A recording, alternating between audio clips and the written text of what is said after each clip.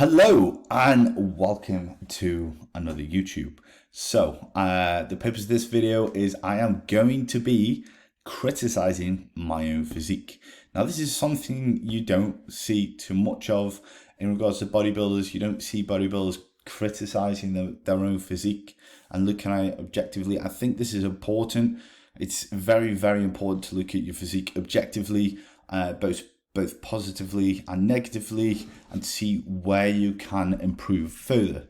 Because if you don't, then you won't know how to improve, essentially.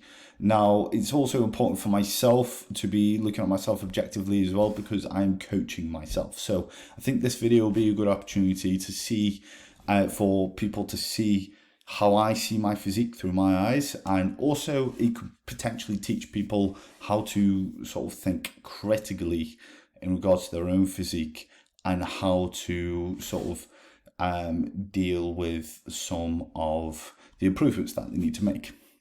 So before we get onto that, I'm just going to let you know how my mini cut has gone. It is officially over. 6 weeks it lasted in its entirety. I started at a weight of 236 pounds and I went down to 224 pounds, so a decent 12-pound drop. Obviously with me starting assistance, there was potential to grow just a little bit during this phase as well. So I'll just show you guys the result of this. So as you can see here, on the left is me before, and on the right is me after, 6 weeks after. So one of the things that I noticed was my waist came in quite nicely. When I'm full blown off season, I look a little bit like a fucking fridge, you know? So it's quite hard for me to see what shape I'm sort of producing. So a great incentive to mini cut is to give yourself a little bit more self-awareness. This is why I'm able to make this video and look at it quite objectively. So yeah, this is just the result of the mini cut. So as you see, it's calmed down quite nicely. Now I had to drop my calories quite low just so it lasted for 6 weeks, not any longer, because I needed to get back into growing. So my calories went as low as 2,100. You know, I haven't been that low since 2016. So it was it wasn't long at the calories, at those calories, but I did feel it towards the end. So these photos, obviously towards the end of the mini cut, so I am looking a little bit flat, but nevertheless, I'm very happy with how this looks. Now, this is an interesting comparison. This is last year's mini cut where I was 211 pounds, and this is this year's mini cut at 224 pounds. So there is 13 pounds difference between these two. As many of you know, and some may not know, many may not know, my back has been a glaring weakness. Now, how I've fixed this is really focusing on the execution. It wasn't really down to me training my back anymore. It was really trying to focus on training well. So quality over quantity. So really focusing on making sure my intensity is there, but also the accuracy in sets and the execution was there. So the form was in a decent place. And doing this consistently and progressively has led to some nice changes in my back. Now, to speak critically about myself, my back is still a weak area. My back is an area where I do hold the most body fat as well. So again, in the off season, I'm a little bit blind. It's hit with a double whammy because it doesn't carry a lot of density, and I do hold the most in my back. So when I'm building it, again, it wasn't really too obvious how it looked in the off season. As you can see, it looked a lot worse when there was more body fat on there, but still, it's still not my strongest pose. So what I will say about this is the lats have definitely grown. The lats are improving, they are getting wider, and it's very evident from the front and the back, but the density still needs work. There's still some detail to be added in the mid-back, and also just, well, through top and toe at the back, there needs to be some density. Now, how I can do this, how I can add density to this is just spend time doing what I'm doing, but also prioritizing movements at the start of my pull session, which is going to be building me this density. Things like RDLs, things like a bent over row. For me, it's going to be on the Smith machine. I find that is safer for myself because I'm a little bit of a cripple and I'm prone to a lot of lower back injuries. So, yeah, so just things like upper back rows, T-bar rows, then prioritized at the start of the session, executed well, consistently. I think this will do the job quite nicely. In the meantime, if we can add a little bit more width on top of that, it will be sure to be a very nicely strong area. But I do think also that there needs to be some hip hinges really thrown in, some that I can do safely, of course. At the moment, I'm actually doing some stiff legs because what this allows me to do is it allows me to dead stop and reset my form and keep myself safe for each rep. So that's what I'm trying to do. So my whole posterior chain just seems to be a little bit weak. So in regards to the hamstrings and the glutes, these can all be built up better.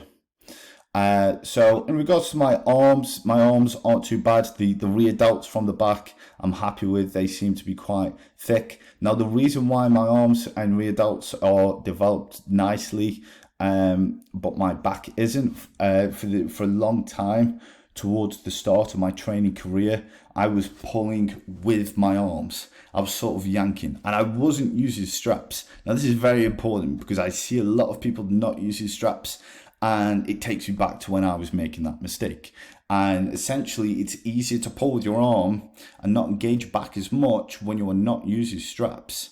So use your straps. Use your straps, ladies and gentlemen. That's definitely something I would 100% recommend. Another thing is when you are pulling, don't yank, okay? Do not yank. Make sure you're dragging it. Either when you're pulling down or rowing, make sure you're just dragging it, okay? I really, really, really wish someone told me that at the start, because again, I would have to be playing catch up in regards to my back. But yeah, so in regards to the other shots,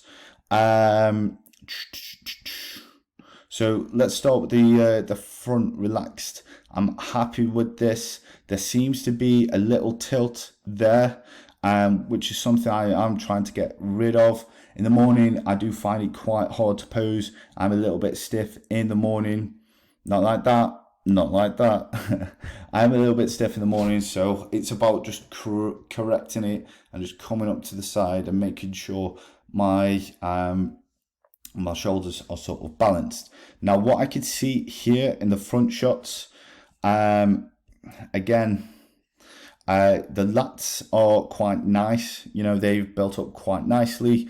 This has given me a nice shape, especially as I've cut down. I can see my waist coming in a little bit more. It's a little bit more prominent when I am a little bit fuller, but that is quite decent. Again, the arms are okay. They're not too bad, not too shabby. Again, there needs to be better symmetry here. Now, what I can see here, there is a little bit of an asymmetry between my left leg and my right leg. I can definitely notice this. It doesn't look too bad on these photos, but it's something I am going to work on moving forward by doing some unilateral exercises. That is how I'm going to work on the imbalances that I have to bring up the symmetry. Symmetry is very, very important in bodybuilding. It's one of the main things that is looked at within your physique. So your left looking the same as your right and vice versa. So by unilateral exercises, I'm talking about single leg extension, single leg curl. I'm talking about a single leg press is what I'm going to be putting in, and potentially a split squat if that isn't doing the trick.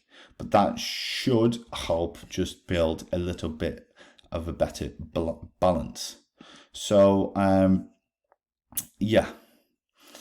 In regards to the most muscular, this really highlights a little bit of an asymmetry between the two delts. So as you can see, one's got a little bit more of a pop than the other. Again, what I'm going to really focus on is unilateral exercises again. But I'm also going to be warming up, getting a bit of a blood, and focus on ensuring I can get that nice internal feel on my right shoulder, just so I know it is connected properly. When I'm exercising, I am training it properly, because it's very easy for me to connect to my left side over my right side. So by warming up and by just consciously making an effort to train the right side the right way, this should help build up better symmetry. Other than that, though, the shot isn't too bad. This shot is definitely improving. Now, traps have always been a weak area. You could probably see more so from the back, but this is, again, a massive focus for myself. So traps are something that I'm really focusing on bringing up. So plenty of shrugs every single pull session. I'm actually doing an exercise at the moment where I am rowing with some dumbbells and then I am shrugging once I hit failure. This is a nice sort of superset again, which will build in some density. Okie dokie. So, in regards to the side shots, I'm happy with these side shots. These side shots always tend to be my strong shots. They do, of course, as with all shots, look better when I'm leaner. All I can say is to improve this further is just more hamstring density. Having that drop in the hamstrings will definitely improve. Again, the hip hinges, finding ones that are safe for myself and being progressive with them will do this justice. So realistically, it's the lower half that I want to be focusing on. This is just building up quite nicely. Obviously, it will continue to grow if I keep doing what I'm doing, but emphasizing progression on the hip hinges will just make everything look splendid. Again, same story with the side tricep here. It's going to be the same story. I really need to focus on just making sure that midsection is nice and tight. Again, it will be tighter when I am a lot leaner. This is just mini cut lean, just getting myself into a position where I'm just not fat at the end of the day, so I can push back up. But obviously, just keeping this nice and tight will just create a nice flow of this shot.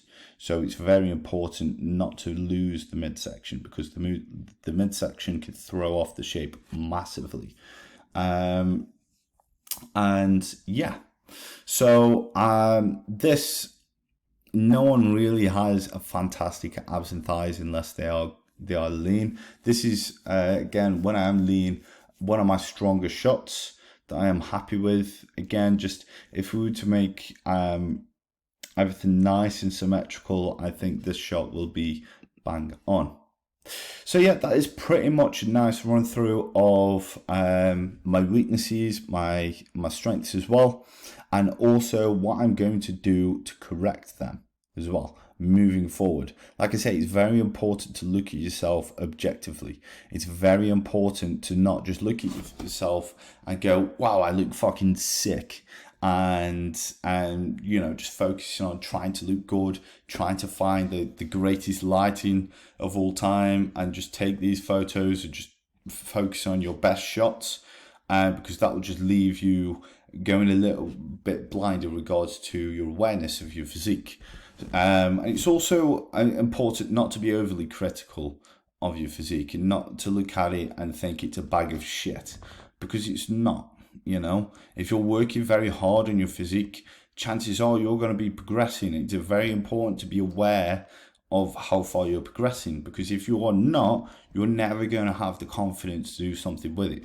So it's important to be aware of the strengths and weaknesses, so you can build a nice balanced physique. And that is the another importance of bodybuilding, is having balance from head to toe. So ensuring that every single shot, all of the shots, are as strong as possible. Okay, so we have 8 shots, to put our statement with the physique forward, and you want to make every single shot the best it can be. So it's important, again, if you're trying to improve your physique for bodybuilding, take a photo of every single shot, look at it, look at the strengths and weaknesses from head to toe, from, you know, literally head to toe, objectively, and go, I need to improve that. And the best way to improve a body part, again, is focusing on the quality of it first. Focus on the quality of your training, that body part. If it's not improving, always look at the execution of that body part. Secondly, yes, look at the volume of which you're training it. So make sure that you are training it enough, first of all. So make sure you're training it enough, but also make sure that you're not overtraining it. What I see a lot of people doing, the mistakes that they make, is they go, oh, this is a shit body part, I'm going to pound it and pound it and pound it, not allowing that body part to recover.